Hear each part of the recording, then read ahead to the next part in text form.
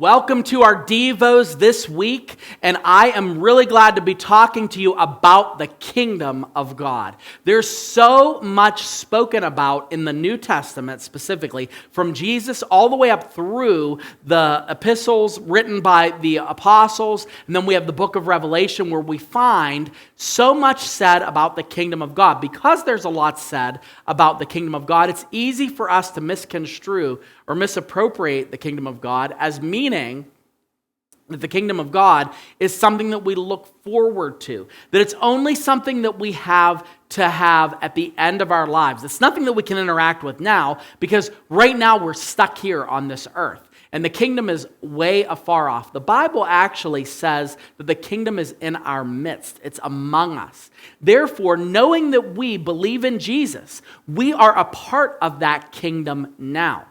Now, this is a comfort to us as Christians, but it's also challenging because it's easy to say, well, one day, we're going to be a part of the kingdom, and one day when we get to heaven, all this stuff is going to shake itself out and everything's going to be good. But in reality, if we believe that the kingdom of God is in our midst, we're responsible now to respond as citizens of the kingdom. And one of the ways that we have to kind of lean into the nuance of being a part of this world while not of the world is remembering this simple fact. Jesus said it, and I'm going to kind of echo it here by something that is pretty unpopular. Some of you, this is going to be the part where you're going to be like, I don't like this, and it's not my job to get you to like what I have to say. It's my job to tell you what the truth is. And the truth is this: the kingdom doesn't look how you expect. The kingdom doesn't look how you expect. Let me talk to you for a minute about this country and the political system in this country. I think what we so often spend a lot of energy doing is we try to put God in a political box that's fitting to what we want him to look like. Now, I know that some of you that are listening to this, you're like, oh, of course, Jesus should be a Republican, Jesus should be a Democrat.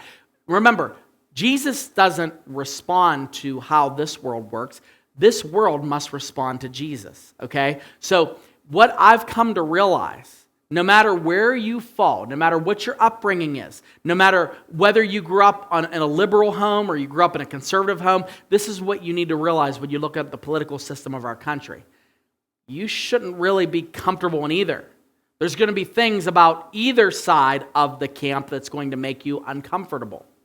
And that, as a Christian, is okay. Like, it's okay, and I think it was John Piper's son Barnabas that said it best. When you look at our political society that we're living in, you're going to feel like a pilgrim. You're going to feel like an outsider because there's no real place for you to call home. Now, why is that? Why is it that in America, in 21st century, 2022, North American culture, we don't feel entirely at home? Because we are a part of the kingdom of God.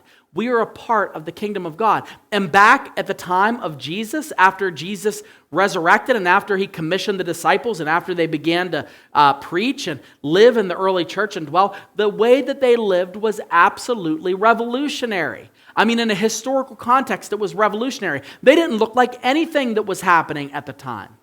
They had radical views about sexuality. And when I say radical, I mean radical for the time. Did you know that monogamy in the time of Jesus was actually in the minority? Did you know that?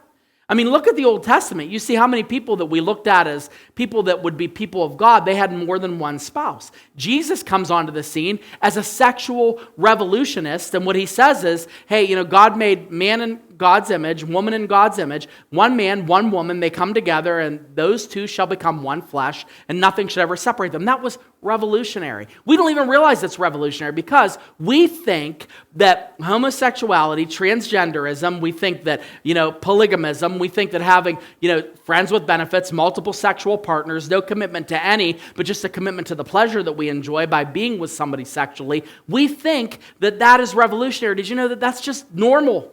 That's just boring. That's just normal, sinful behavior being lived out in a world that is completely unfettered by the grace of God and let go by understanding how God truly intended sexuality to be. When I say it's revolutionary, it doesn't fit in line with the culture at the time.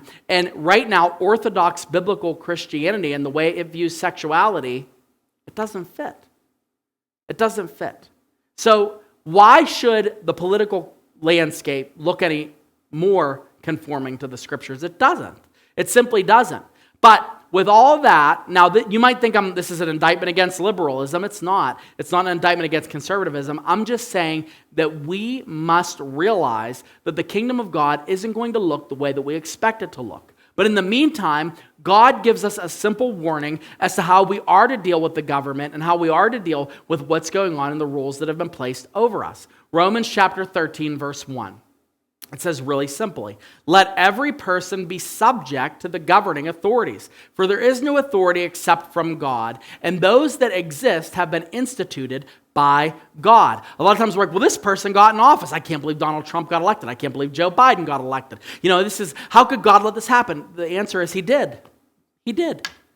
And I don't care what you believe about it. You have to believe this, that the kingdom is God's rule, and God permits rulers to come up and rise up that might not necessarily look like the way the kingdom of God looks. That's cold, hard truth. Now, if you're conservative, you need to listen to that. Knock it off with the stupid conspiracy theories. It doesn't matter.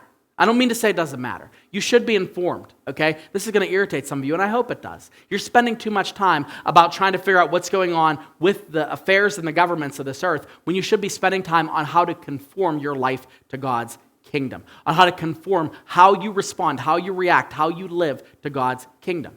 Liberals, same thing. Same thing. Your cause, the cause of Jesus, should be elevated above every other cause. That means above all social justice causes. That means above all type of global warming and different causes that may seem noble, and they are in some respects. But you have to recognize that you are not a part of the kingdom of this world. You're a part of the kingdom of God. It's not going to look the way that you would expect it to look. There's going to be times that you're following Jesus, and there's going to be a contradiction in terms of what you have seen politically and what you've subscribed to politically and what Jesus offers through his teachings and through his way. I say all that to say it's okay to be uncomfortable in this political landscape. And I say all that to say this.